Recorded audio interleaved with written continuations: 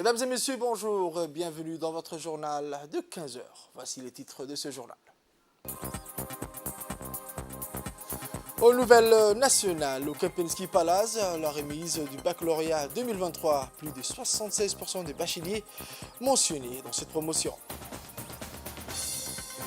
Aux nouvelles mondiales, le monde arabe, convention de prêt dont signée entre la Tunisie et l'Arabie Saoudite. Les détails dans ce journal. Le journal au complet à présent. Je vous le disais dans les titres, la fine fleur des lauréats du bac, toutes séries confondues, étaient réunies pour recevoir le précieux parchemin des mains des officiels, dont des membres du gouvernement, du Parlement et des personnalités de différents horizons. Cette année, la cérémonie avait des airs de fête à l'ambiance américaine. Cérémonial prestigieux avec des invités triés sur le volet et surtout une animation riche et variée avec des danseurs professionnels et des artistes de renom. La cérémonie a été organisée de manière à rendre un hommage savoureux au travail des lauréats du bac qui ont fait une entrée digne des stars américaines. Drapés dans leurs robes et portant leur toge de bacheliers d'excellence, ils ont eu droit à un standing ovation et une entrée de stars à des officiels et de leurs proches parents. Ils ont eu droit également à un message personnel du président de la République, son Excellence M. Ismaël Omar Guelleh, qui les a d'abord félicités pour leur mérite honoré et leur dur labeur récompensé. Il leur a souhaité un avenir radieux pour faire preuve d'ambition et de détermination. Et je cite, « Soyez porteurs de projets pour votre pays et ne cédez jamais à la fatigue, le doute et la résignation dans votre parcours, que je sais d'emblée est brillant. » Fin des citations. Les majors de la promotion 2023 ont prononcé un mot de remerciement et reconnaissance à l'endroit du ministre, de leurs proviseurs, de leurs enseignants et de leurs parents. D'éminentes personnalités telles que Mo Farah, le vice-président de l'APM, ont transmis des messages de félicitations et d'encouragement aux lauréats de la promotion 2023. Fait marquant, une maman qui a réussi le bac en même temps que sa fille a été récompensée du précieux sésame par les officiels. En un mot, le MENFOP a fait honneur à la crème des lauréats du bac de cette année, plus de 76% des bacheliers mentionnés. Un dur labeur dont le mérite revient aux acteurs de terrain, dont notamment les enseignants, les encadreurs pédagogiques, mais aussi et surtout les parents des lauréats qui se sont donnés corps et âme pour réussir cette belle prouesse. Chapeau à l'ensemble des lauréats et au ministre du MENFOP, Son Excellence M. Moustapha Mohamed Mahamoud, artisan de ce formidable accomplissement.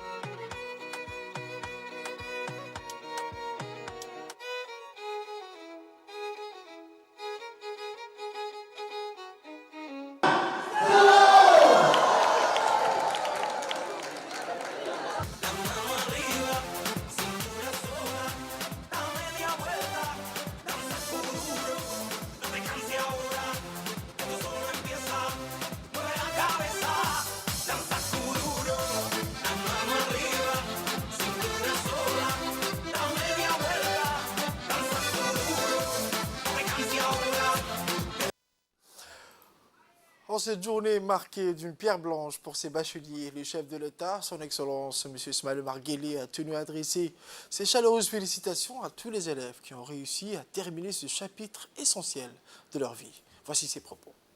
Mesdames et messieurs, chers parents, chers lauréats, je suis donc heureux de partager avec vous ce moment festif qui laisse inéluctablement des traces indélébiles dans la vie de tous les lycéens. Il s'agit d'un moment important, voire solennel, de la vie des élèves et de leurs parents. Je sais ce que vous ressentez les uns et les autres, ce sentiment de soulagement et de fierté, puisque, en tant que père aussi, j'ai vécu ce moment unique dans une vie, ce moment fortement chargé d'émotions, où le travail est payé, les efforts récompensés et le mérite honoré. Le frisson de la page nouvelle qui s'ouvre. Ce sera le début d'une nouvelle aventure qui vous mènera, et j'en suis sûr, vers un avenir radieux si vous êtes ambitieux et audacieux, si vous travaillez dur et si vous vous fixez des objectifs clairs. Soyez à la hauteur de toutes les espérances portées sur vous. Soyez aussi porteurs de projets pour votre pays. Vous rencontrerez parfois des difficultés, des moments de doute. Vous sentirez la fatigue. Vous serez peut-être tenté par une certaine résignation. Dans ces moments-là, pensez à cette cérémonie et vous trouverez la force de relever tous les défis qui se présentent à vous. Monsieur Abdelkader Hamed et Monsieur Abdi Delil, respectivement directeur général de l'enseignement et directeur général de la formation professionnelle, ont quant à eux rendu hommage au sacrifice bien récompensé de la crème des lauréats du bac général et professionnel 2023. Un pourcentage de réussite, un taux de réussite de 76% parmi les bacheliers. En 2015, nous avons 31% de réussite. Imaginez le parcours qui a été fait. Imaginez ce parcours-là. Monsieur le ministre de l'Éducation nationale, mesdames et messieurs, ces résultats ne sont pas venus comme ça au hasard. Ce sont des résultats qui ont été mis en place grâce tout d'abord au soutien du président de la République et à ses encouragements. Tout à l'heure, vous avez écouté les encouragements du président de la République et c'est grâce à ces encouragements que le ministre de l'Éducation nationale a mis une politique éducative qui a donné ces résultats. Ça ne s'arrête pas là. Il y a eu derrière ces résultats, il y a eu des hommes, des dames, des enseignants, des conseillers pédagogiques, des chefs d'établissement, des inspecteurs qui ont donné tout pour que les résultats soient à la hauteur de notre espérance. Je peux le dire très fort, merci à vous tous. Vous voilà maintenant tous prêts à vous lancer dans le monde professionnel, équipés des compétences nécessaires pour affronter les défis qui vous attendent. Je suis convaincu que vous deviendrez des acteurs engagés et compétents, capables de contribuer au développement de notre cher pays, la République de Djibouti. Je tiens pour cela à saluer tous les efforts fournis par les cadres de la Direction générale de la formation professionnelle, les chefs d'établissement qui ont toujours œuvré pour la réussite de leurs élèves, les formateurs ainsi que tous les encadreurs qui ont travaillé sans relâche pour vous permettre de travailler dans les meilleures conditions. Je souhaite également ne pas oublier tous les partenaires publics, privés, impliqués dans le système national de la formation professionnelle et qui ont largement contribué à la mise en place de nouveaux programmes de formation adaptés aux besoins du marché du travail. Merci à vous. Chers lauréats, donc au nom de toute l'équipe de la formation professionnelle et au nom du ministère de l'Éducation nationale, je renouvelle mes sincères félicitations à chacun d'entre vous Que ce diplôme soit pour vous le symbole d'un avenir prometteur, riche en opportunités et en succès. Je vous souhaite à tous le meilleur pour votre avenir professionnel. Le secrétaire exécutif de l'Observatoire de la qualité des enseignements et des apprentissages, M. Mohamed Abdelaziz, à présent, on écoute se dire. Si le MENFOP a décidé de baptiser la promotion des bacheliers 2023, promotion Mohamed Abdi Omar, plus connu sous le sobriquet Nirig, c'est pour rendre un hommage posthume à un grand serviteur de l'État, un pédagogue et administrateur bienveillant, qui fut une des principales figures du paysage éducatif djiboutien, et ce, depuis plus de 4 décennies. En effet, Feu Mohamed Abdi Nirig n'était pas seulement un haut cadre du MENFOP, réputé pour son intégrité, son dévouement, honnêteté et le sacrifice de soi, mais également une personne affable et affectueuse, autant pour sa famille, ses proches et ses collègues. La communauté éducative gardera de lui le souvenir d'un grand pédagogue et administrateur qui a incarné la sagesse et qui s'est toujours acquitté avec brio, professionnalisme, dévouement et abnégation les missions et responsabilités qui lui ont été confiées durant sa longue carrière au MENFOP. Mesdames et messieurs, même si nous savons tous que l'humain n'est que finitude et imperfection, Mohamed Abdi Omar fait partie de ceux qui ont laissé derrière eux des traces indélébiles. Pourvu que son passage sur Terre serve d'exemple à nous, à ses collègues, amis et proches, inconsolables. Hier, les locaux de l'ADDS a abrité une réunion de travail entre la délégation somalienne conduite par le ministre de l'économie, des investissements et de planification, M. Mahmoud Abdrahman Sheikh Farah, et les responsables de l'ADDS. La réunion du travail a été co-présidée par le ministre somalien et le directeur général de l'ADDS, M. Mahdi Mohamed Jama. Cette rencontre a offert une occasion propice pour discuter et échanger sur les voies et moyens de renforcer le partenariat entre Djibouti et la Somalie. L'objectif principal de cette visite était de favoriser les échanges d'expertise et de partager les bonnes pratiques en matière de conduite de projets et de développement social. La visite de la délégation somalienne en terre djiboutienne marque une étape significative dans les relations bilatérales entre les deux pays. Elle témoigne de la volonté commune de promouvoir la coopération économique et sociale pour le bénéfice mutuel de leurs peuples respectifs.